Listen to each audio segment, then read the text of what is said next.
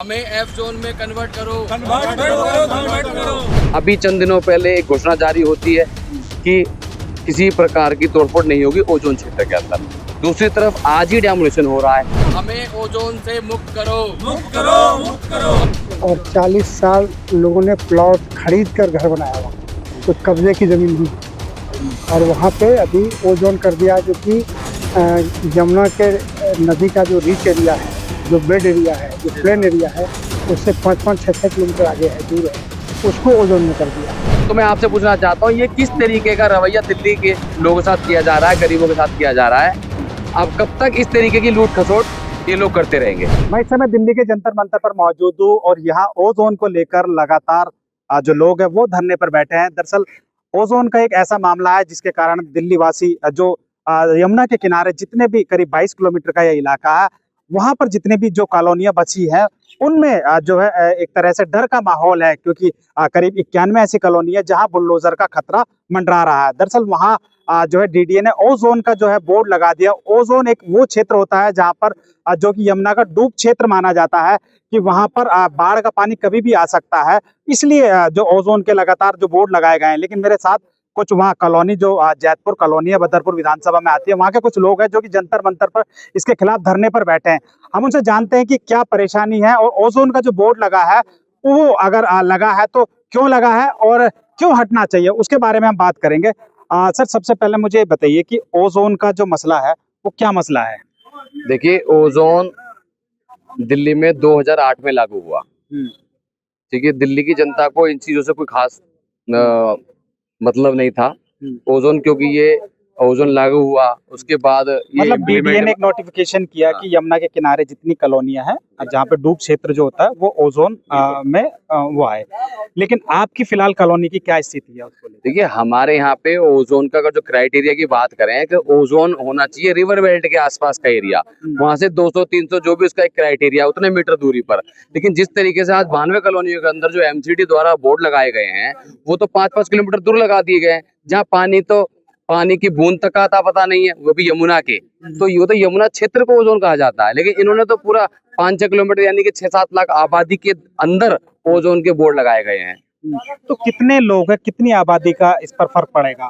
देखिए, फर्क पड़ चुका है। सिर्फ बोर्ड लगने से इतना बड़ा फर्क पड़ चुका है कि लोग दहशत में हैं, लोगों के घर में चूल्हा नहीं जल रहा, लोगों के बच्चे रो रो के परेशान हैं, औरतें परेशान है कि अब उनका क्या होगा।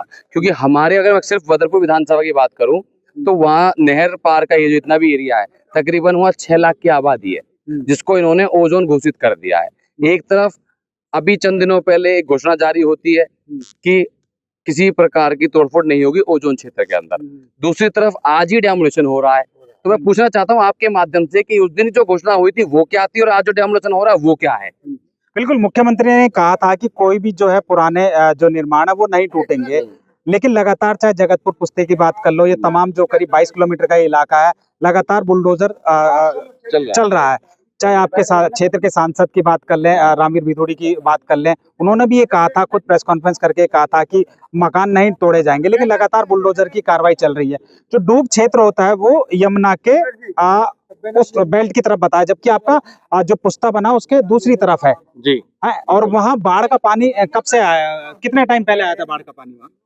भाई, जितना कि हमने बड़ों से सुना है, कभी 76 में 76 के दौर में जब ये पुस्ता नहीं था तब कभी पानी वहाँ बहता था, और 76 में जब उसके बाद पुस्ता लग गया, तो पुस्ता लगने के बाद तो बाढ़ का मसला खत्म हो गया। क्योंकि और उस पुस्ते के अंदर भी कम से कम अगर हम किलोमीटर की बात करें तो हम जो 2 किलोमीटर का डिस्टेंस है जहाँ पे पानी बहता है, पानी 2 किलोमीटर पीछे है, फिर पुस्ता है और फिर कॉलोनियां है, तो वो ओजोन में कैसे आ गया? और उसमें बोर्ड क्यों लगा दिए गए? और आज पिछले 2008 से लेकर 2026 तक आप राजनीति भी उसी बात पे कर रहे हो। हर चुनाव में आप लोग ये कहते हो कि ओजोन गोजोन हो गया, ओजोन खत्म हो गया। जैसी चुनाव आता है तो ओजोन खत्म हो जाता है, चुनाव खत्म हो जाते हैं तो ओजोन लागू हो जाता है, फिर भ्रष्टाचार का काला धन चलता रहता है लगातार। अगर एक ईंट भी रखोगे तो आपको भ्रष्टाचार के काले धन को देना पड़ेगा, तब आपका ओजोन गोजोन हो जाता है। तो मैं आपसे पूछना चाहता हूँ, ये किस तरीके का रवैया दिल्ली के लोगों के साथ किया जा रहा है, गरीबों के साथ किया जा रहा है? अब कब तक इस तरीके की लूट खसोट ये लोग करते रहेंगे? बिल्कुल, कुछ और लोग हैं, उनसे हम बात करते हैं। आप भी वहाँ रहते हैं? कहाँ पर है आपका मकान? मेरा जैतपुर में है। जैतपुर में है। तो आइए जी जी बिल्कुल बिल्कुल। आप मुझे बताइए कि कितना पुरानी वो कॉलोनी है जहाँ बुलडोजर का खतरा मंडरा रहा है। ये कॉलोनी 40 साल पुरानी है हम्म, और 40 साल लोगों ने प्लॉट खरीद कर घर बनाया हुआ, तो कब्जे की जमीन नहीं है। और वहाँ पे अभी ओजोन कर दिया, जो कि यमुना के नदी का जो रिच एरिया है, जो बेड एरिया है, जो प्लेन एरिया है, उससे 5-5, 6-6 किलोमीटर आगे है, दूर है, उसको ओजोन में कर दिया है। ये लोग दे रहे हैं प्रेस कॉन्फ्रेंस में, बोल रहे हैं कि त्रुटिपूर्वक हो रहा है, त्रुटिपूर्ण है, मेरा उसको भी सुधार करेंगे। लेकिन ये बहुत सालों से चल रहा है, त्रुटिपूर्ण है, त्रुटिपूर्ण है। हम लोग उसके चलते बहुत परेशान हैं और वहाँ की जनता सब जगह बोर्ड लग गया है कि ये ओजोन एरिया है। एक एक आदमी डरा हुआ है, सब आदमी खाना बंद है लोगों का वहाँ, ये स्थिति है। मतलब 6-6, 7-7 किलोमीटर अंदर तक यमुना से यहाँ की जब कई बंधे हैं, कई तटबंध है, बीच में रोड है, बड़ा बड़ा रोड है।